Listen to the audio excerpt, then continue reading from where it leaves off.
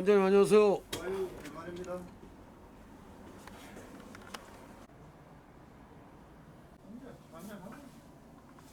원장님 이게 아주 글씨체에 힘이 있습니다. 이게.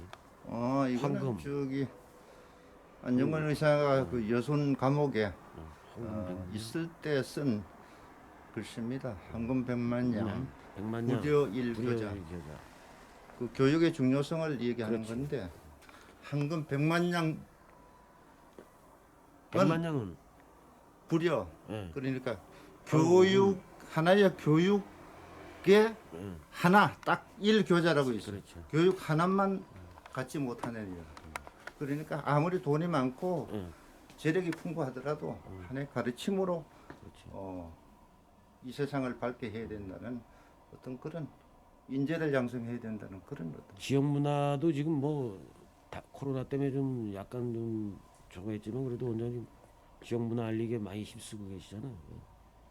뭐 문화라는 것은 뭐 코로나가 있다 그래가지고 우리가 뭐 중간에 지체하고 할 사항은 아니고 꾸준하게 알게 모르게 하나의 뭐 지역 문화 발전을 위해서 그러니까 또 역할을 해야 되는 것들이 서해가 정도전 선생.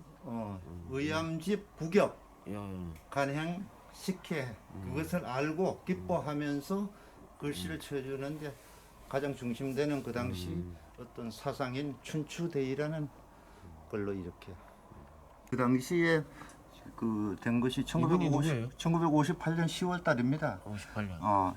지금은 서울병원 자리인데 그 당시 이제 제천읍 사무소 있던 그 옆에 이제 저걸 하면서 여기서 이제 나와가지고 지금 그 여성 도서관 앞에 있는 지금 노인복지관으로 쓰던 거기에 조그만 건물이 있었어요. 그 당시에 정한호 사무국장이라는 분이 이분이. 정환호 사무국장이 처음 설립을 하고 거기서 이제 하나의 기념사진으로 이렇게 이래요 아주 뭐. 제천의 그 예. 어떤 역사 이 원장님 조선에. 스토리 중심으로 조금 예.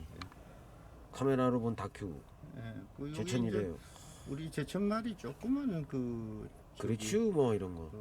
특색 있는 말이잖아요. 그렇죠. 제천이래요. 제천이래요. 집이 어디예요? 그렇죠. 제천이래요. 그거를 담은 제천의 스토리텔링입니다. 그래서 우리 저기 문화원은 이제 예.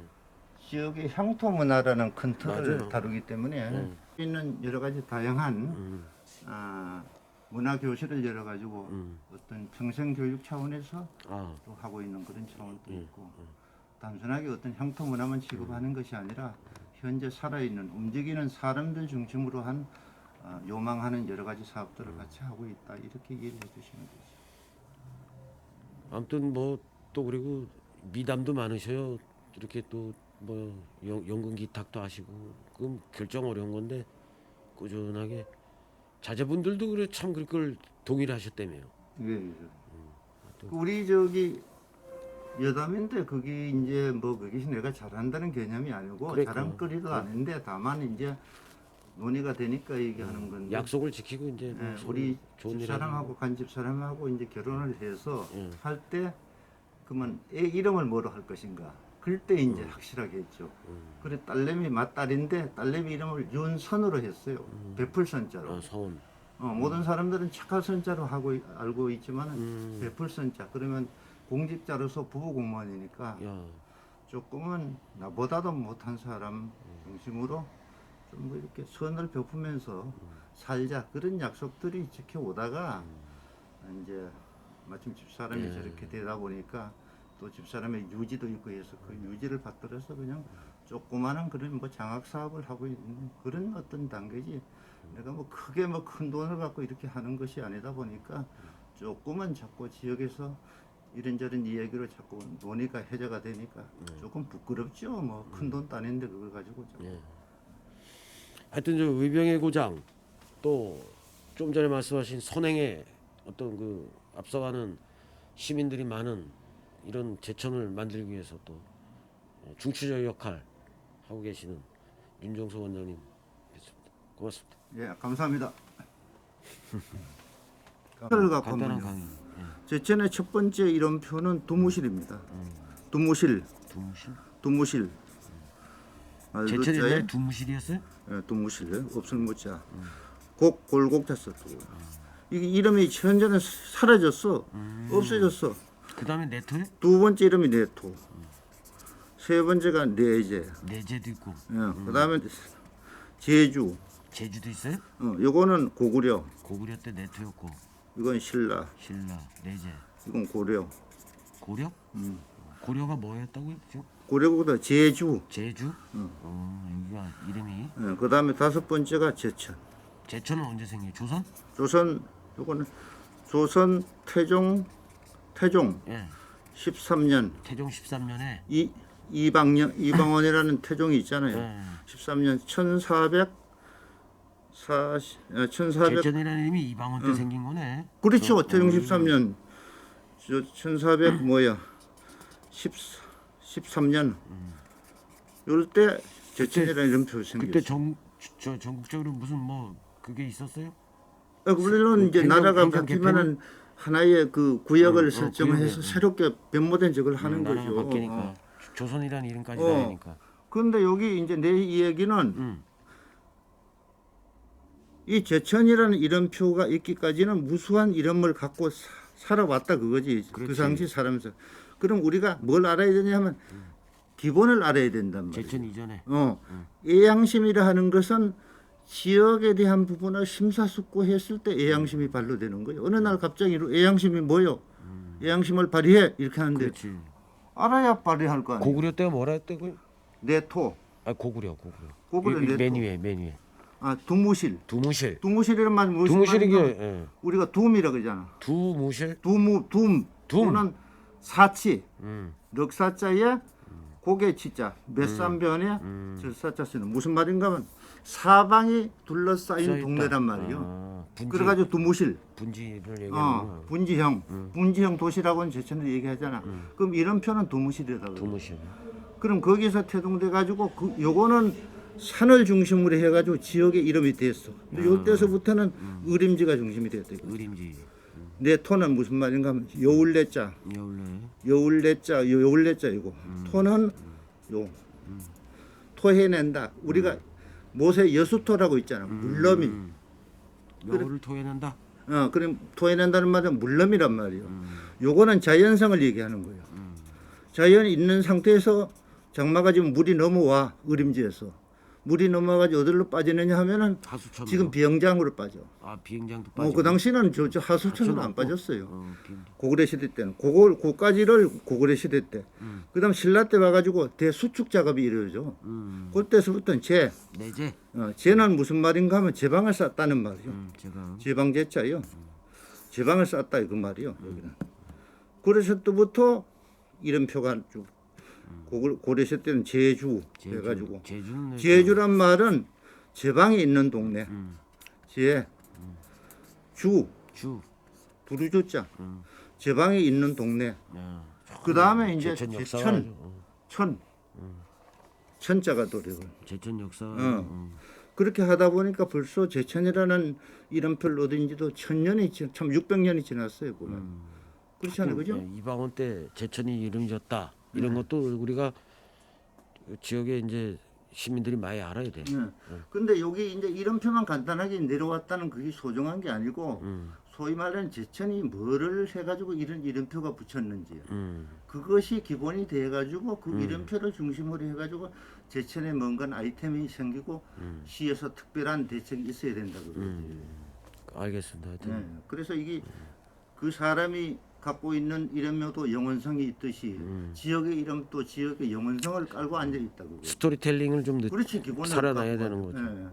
그래야 제천다운 뭔가가 시책이 나올 수도 있고 한 거지. 정체성이 확립이 되고. 그러니까 지금은 의림지를 무시하면은 안 된다 그런 얘기예요. 간단하게 얘기해서. 당시 제천은 사방에 둘러싸인 조그마한 분지형 도시인데 그 도시에서 그 당시 이름표를 처음에 그렇지. 그렇게 붙여놓고 이건 제천 군지에 나오는 이름이요. 알겠습니다. 그런 부분이 있다는 건 좀 정체성도 확립해야 된다. 그렇지. 역사 지역의 정체성. 정체성 고유성은 우리가 정확하게 그러면서 알고 그걸 알면서 우리가 자부심을 갖고 그렇지. 자부심이 생기는 거예요. 그것이 자부심의 애양심. 서울 가서도 어디서 오셨습니까? 나름 역사의 고장, 의병의 고장, 제천에서 왔습니다. 지금 제 사장이 태조 자부심이라고 이방원 때 얘기했지만 제천. 개인적으로는 자부심이요. 그러니까 그렇지만 또 그것이 넓게 보면 애양심이고 애양심이고 그것도 국가의 어떤 애국심이고. 그래 애국심이 들어요. 그렇게 접근하는 거예요. 그리고 우리가 이제 공익성과 공공의 마인드, 네. 어떤 합리적 마인드 이런 걸 또 갖게 되는 거예요. 그러므로 인해서. 소위 말하는 우리가 한자 문화권이 있기 때문에 공이라는 거 공무원 할 때 공은 그럼. 소위 말하는 받들 공짜잖아. 예. 늘 공무원은 받든다. 일반 직업보다는 아래 있어요. 아래에 있다고 개념을 지어야 돼. 기자, 그래야 기- 접근이 되는 거라고. 기자는 더 아래 있어요. 기자가 뭐냐? 밑으로 기자. 조선 건국전에서 경국대전에서 무슨 저희에게는 꼭 알아둬요. 그 당시 이 가장 중심되는 개혁 세력들이 이방원이한테 다 정도전에부터 목이 숙청당한 거 아니에요? 숙청당하잖아. 고려 때 그랬을 있는데. 때 정도전이가 만들어놓은 것이 조선 건국전이잖아요. 예. 가장 모든 시스템에 의해서 법의 잣대에 의해서 좋고 나쁨을 그릇됨을 따져라 이렇게 하는 것이 조선 건국전이잖아. 그랬을 때 그 당시에 기자로서 역할을 하는 것이 사관원, 사헌부 기록자, 이런 데가 역할을 했어. 역사 기록을. 그런데 그 사람이 어떤 잣대를 하느냐? 제일 첫 번째가 소중한 것이 절대 풍문을 떠도는 얘기일지라도 그것을 진담으로 듣고 너들이 일 처리해라. 빈말이 없다. 예. 아니 땐 굴뚝에 연기가 날까 하는 그 부분. 그리고 그 말이 불문 어근이라 그러는데 그 말이 그 소문이 어디서 나왔는지 따지지 마라. 예. 일단 결론을 갖고 사실 여부를 판단하면 되는 거지. 그 기자가 자꾸 적응해줄 때 기자를 족치고 하는 것은 언론관이 아니다. 그렇기 때문에 그 언론관이 지금까지 현재까지 그대로 살아 있다고 저는 봐요. 그런데 사실은 이제 그렇지. 그렇게 언론이라는 타고 것이 올라가야지. 이 나라가 잘 되기 위해서 말하는 거지 어느 자기 개인을 위해서 기자가 그 어떤 정보를 제공해주고 그렇게 하는 건 아니잖아. 그렇기 때문에 우리가 언론관을 역사적으로 내려오는 언론관을 우리가 소중하게 생각해야 되지 발전의 하나의 초석이 된다고 생각해야 되지 저 기자가 무슨 또 사심이 있어가 저리 하나 이렇게 헷갈리도록 바라보는 그 시초서부터 나라가 어지럽게 된다고. 아 그래요? 또 그리고 이제 두 번째는 이제 기자가 마음을 굳게 먹고 흔들리지 않은 어떤 그 그렇지, 그렇지. 필요하지. 그런 것도 근본적으로. 필요하고. 확실하다고 믿으면은 그것이 공적인 개념에서 그러니까. 확실하게 가야 되는 거지. 가다가 무슨 또 뭐 무슨 회유하는 작전이 들어온다 그래가지고 또 자꾸 예, 자기의 무슨 주장을 말씀이, 예. 꺾고 하면 안 된다 그런 얘기지. 하여튼 책임감이 큰 직업들이네. 나는 그래서 언론이 살아야 지역이 살고 국가가 사는 거지. 예. 언론을 찾고 있잖아. 좋은 얘기만 하도록 유도하는 것은 이것은 기본적인 잣대가 아니고 국가 발전, 나라 발전에 전혀 도움이 안 된다. 예. 살아보니까 그렇게 그러니까 답이. 아주 뭐 언론 지수까지 딱 얘기해 주시고 아무튼 이게 짧은 시간이지만 또 많은 얘기 하고 싶겠지만 다음에 또 뵙는 걸로 하고 하여튼 예 원장님의 그 저 지식과 또 경험 이게 이제 지혜로움으로 발전이 돼서 순발력과 분석력으로 결과가 나오는 모습을 또 오늘 만나 뵙고 느꼈습니다. 감사합니다. 예.